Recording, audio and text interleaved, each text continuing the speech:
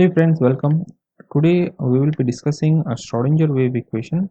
Now, this Schrödinger wave equation was given by Erwin Schrödinger in 1926, and this equation it describes the behavior of an electron wave in any particular atom or the molecule that we are discussing. Now again, as I told earlier, that the derivation may vary from book to book, and I am using Principles of Inorganic Chemistry, Puri Sharma Kalya. So when you refer different books, the way in which the equation is being derived may vary. So in Schrodinger's wave model of an atom, over here the energy levels, or we can say that the orbits, basically we know that in Bohr's atomic model, it is considered that the electrons are moving around in a fixed orbit. Now over here, in the Schrodinger model, the this fixed orbit, it is being replaced by probability of finding the electron around the nucleus. As we all know that electrons, they are not moving in fixed path, but it is always probability. Okay, over here the fixed orbit is being replaced by the probability function, and basically the probability function or the mathematical function, we are using psi as the mathematical function, which is known as the wave function. Okay, so over here, for simplicity, we are considering a simple wave motion that is described by vibration of a string. That is, suppose this is a wall, and suppose a string is attached over here in this way. So when we vibrate the string, then waves will be produced. Okay, so this type of waves generally are referred as the stationary waves. And suppose if we say that y is the amplitude of the vibration at any particular point, and initially we are considering that the string is vibrating only along x-axis at any particular time t, then the equation for the motion of such a particular wave, it is expressed as d square y by dx square, that is equal to 1 upon u square d square y by dt square. Okay, so the motion of this type of wave is described by this particular equation. Now over here, u is the velocity at which the wave is propagating. So u is the velocity at which the wave is propagating. Now over here, there are two basic variables on which the wave will depend, and on which the amplitude of the wave will depend. Those are position as position as well as time. Okay, so in order to solve this particular equation, we will be separating those variables, and we can write that amplitude of the wave is represented as function of the position, and it is represented as function of time. So fx is the function of position, and gt is the function of time only, and both these are now independent of each other. Okay, so for stationary waves, as I have told, like we are considering in case of a stretched string, the function, that is gt, the time component, it is being expressed as a sine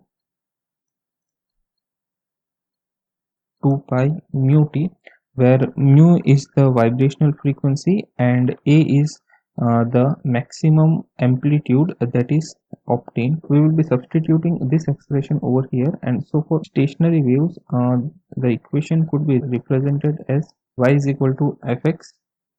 We will have a sine 2 pi mu t. Okay, so basically what we are trying to do over here is we are finding out the value of d square y by dx square and d square y by dt square. Okay, so for that, now we have the equation for y, and this equation for y we will differentiate, or we will double differentiate it with respect to the time. Okay, so the double differentiation, that is d square y by dt square, will be we will have minus f of x 4 pi square mu square a sine 2 pi mu t. Okay, so this will be the double differentiation, as we know that fx is constant and 2 pi mu will be constant, a is also constant, and we know that sine of x is cos x, and similarly cos of x is minus sin x. So hence minus will appear in our expression, and again we know that this term, that is a sine 2 pi mu t, this is equal to gt. So we will substitute it over here. So we will have minus 4 pi square mu square into, we will have fx and gx. Okay, so this is our first equation. Now second, we will be again differentiating this expression. We will be differentiating this expression with respect to x, or we will be double differentiating this expression with respect to x. So when we double differentiate it, we will have d square y by dx square, and that will be equal to d square of fx upon dx square into gt will be constant. Okay, this is gt over here, so gt will be constant. Now we got the value of d square y by dt square and d square y by dx square. So both those values will be substituted over here in this, say, our equation number 1. So when we substitute it, we will get d square fx by dx square into gt, and that is equal to 1 upon u square 4 pi square mu square, this will be minus fx into gt. So this gt will be cancelled out, and we will be left with d square fx by dx square is equal to minus 4 pi square mu square upon u square into function of fx. Mu is the vibrational frequency, and u is the velocity. Okay, so velocity is related to the vibrational frequency by the expression, that is u is equal to mu into lambda. Okay, so in place of u square, we will be substituting mu square into lambda, and I will be directly substituting over here. So we will have mu square into lambda square, and hence both the terms will be cancelled out over here, and the expression that we will be obtaining is d square f of x upon dx square, that is equal to minus 4 pi square upon lambda square into f of x. So this is our expression. Now this expression is valid for the wave which is propagating in only one direction, and we know that the electrons in an atom or any particular atom or molecule, it may move in any dimension. So this is the function, and this function, as we all know that in quantum the function is represented by wave function psi. Okay, so we will be replacing, or we will be extending this one dimension concept to three dimensional concept, that is we will be using the coordinate system xyz for three-dimension system, and hence this expression will be converted into a three-dimensional expression. Also this fx, we could write it as fxyz. So for simplicity we will be only using only using psi over here. So our expression will be converted into, so d square will have psi by dx square plus d square psi by dy square plus d square psi by dz square, and that is equal to minus 4 pi square lambda square psi. Okay, so what we did is we have converted this from one dimension to we have converted into three dimensions. Similarly, psi is written in xyz, so for simplicity we are keeping psi only. Okay, now following the ideas of de Broglie, Schrödinger applied this expression to the material waves that are associated with the particles, like we have electrons, atoms, as well as molecules, and we are very much familiar with the de Broglie's relationship, and that is lambda is equal to h by p, where p is the momentum and momentum is mass into velocity, so h by m, and velocity over here is u. Okay, so this expression will be substituted over here, and we will have d square psi by dx square plus d square psi by dy square plus d square psi by dz square is equal to uh, this denominator will go into the numerator, so we will have 4 pi square m square u square upon h square into we will have psi.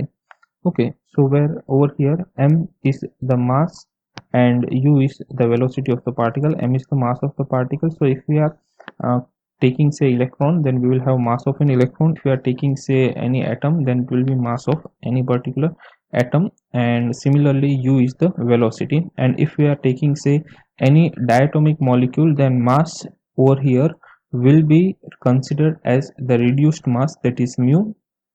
Now we are also very much familiar with the energy associated with the moving particle, that is kinetic energy. So kinetic energy will be written as half mu square, and we know that the total energy of any particular system is equal to its kinetic energy plus potential energy V. So we could rearrange this expression as kinetic energy, that is half mu square is equal to E minus V. Okay, and over here we have we can take this 2 also on right hand side, so we will have mu square is equal to 2 into E minus V, and we have m square u square, so 1 m we will keep as such, and mu square will be replaced by 2e minus v. So over here when we substitute that, we will have d square psi by dx square plus d square psi by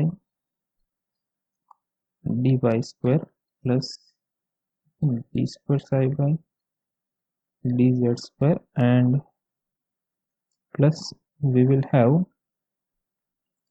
so over here we will, in place of mu square, we will be substituting 2e minus v. So this 2 and this 4, it will become 4 to the 8, so we will have equal to minus 8 y square m e minus v upon h square into psi. Okay, and one more thing we could do is we could take the whole term on left hand side. So when we take the whole term on left hand side, we have minus over here, so this will become plus, this will become plus, and this will be equal to 0. So we got this equation, and this equation is the well known, or this equation is the celebrated Schrödinger wave equation, which was proposed by Schrödinger in 1926. Okay, so this equation could be further rearranged to its well-known form, and that is, one thing we could do is this h, we know it is Planck's constant, and h, it is, or h cut, it is h upon 2 pi. So over here we have h square, and h square upon this we could take it as 4 pi square. so we are left with 2 over here. So h square upon 4 pi square could be written as h cut over here, and we are left with 2m upon h cut. Okay, so our expression will become d square psi by dx square plus d square psi by dy square plus d square psi by dz square 2m by h cut.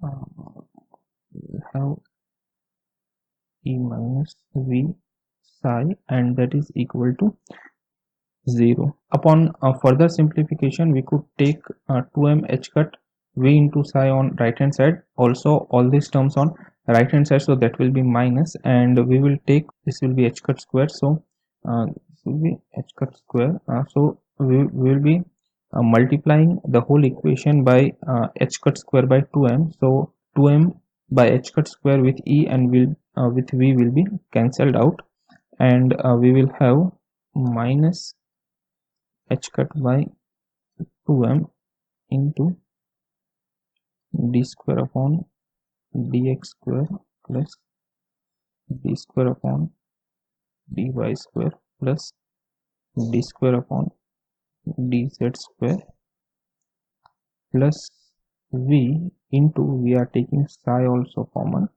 so psi is equal to e psi, and this we know it is Laplacian operator, so minus h cut upon 2m, and this will be del square plus v into psi is equal to, we have e psi, and this over here, this is our Hamiltonian operator that is written as h cap. So we have Hamiltonian operator that is written as h cap, that is h cut, oh, this is square, okay, h cut square upon 2m del square plus v, so this is Hamiltonian operator and we are writing it as h cut. So this expression will be converted into h cap into psi is equal to e psi, and which is the popular form of the Schrödinger wave equation, and this is the time independent Schrödinger wave equation. For this work, Schrödinger and Dirac, they were given 1933 physics Nobel Prize for their discovery of say new productive atomic theory. Okay, so this is the time independent Schrödinger wave equation. Hope the derivation is clear. Thank you very much.